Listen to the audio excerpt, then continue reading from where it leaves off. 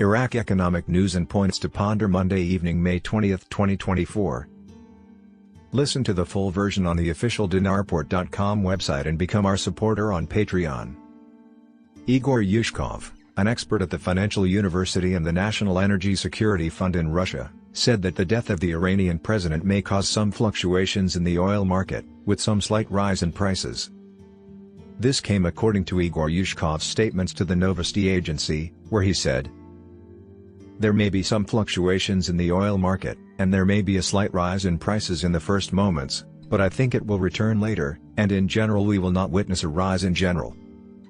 According to him, the possible escalation of the conflict in the Middle East could have a significant impact on prices if it turns out that a third force is involved in Raisi's death.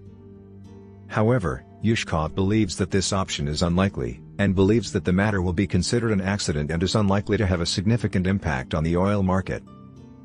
Brent crude prices rose as of 11:47 Moscow time by 0.05%, and futures contracts for July delivery are trading at about $84 per barrel. The central bank begins the second phase of its banking reform strategy. Samir al-Nusayri, the central bank, announced that it will launch the national lending strategy on May 25, 2024, which is a clear announcement of the beginning of the second phase of its banking reform strategy. This means that it has completed the first phase of it by achieving tangible and important results in the field of regulating foreign trade financing and regularization of the global financial system through strict adherence to standards.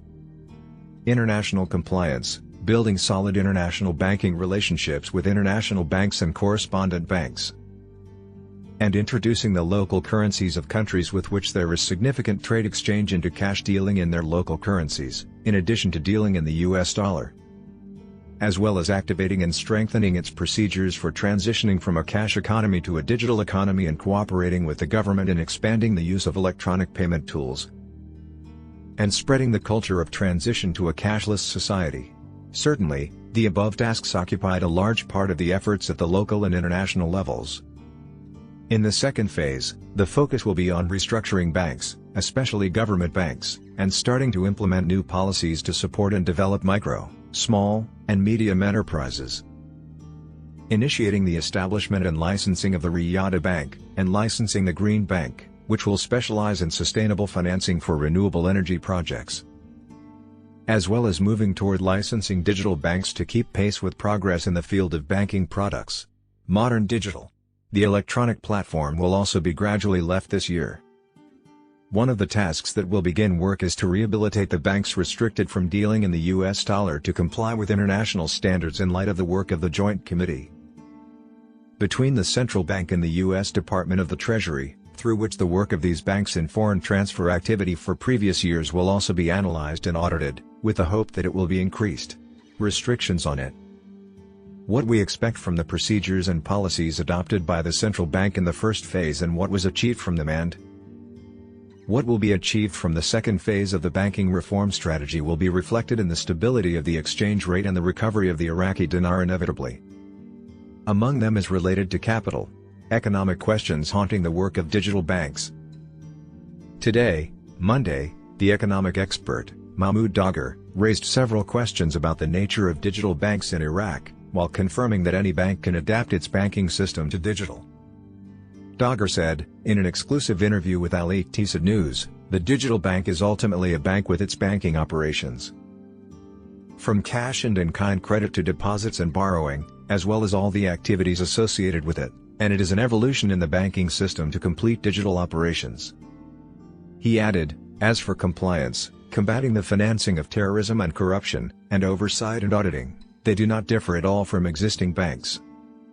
Rather, the responsibilities of the executive management and the board of directors continue and are also governed by the laws of the central bank, governance, and banks, in addition to the anti-money laundering law, as well as the instructions of the central bank.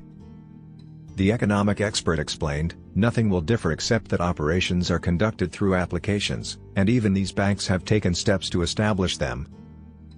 That is, some banks have converted their operations to digital instead of face-to-face, indicating that any bank can adapt its banking system to digital in addition to the regular one. He pointed out, central banks support and encourage this trend, and banks are also seeking to make their digital window wide, especially after the spread of applications and ATMs that withdraw and deposit. Dogger asked, "Why is the digital bank's capital less than other banks? And why are there special instructions for the digital bank instead of incentives to support the digital window and voluntary transformation of digital systems as an option for banks?" By 92% an increase in sales of foreign remittances at the Iraqi central auction. External remittances at the Central Bank of Iraq auction rose by 92% on Monday, at the expense of cash sales, to reach $254 million.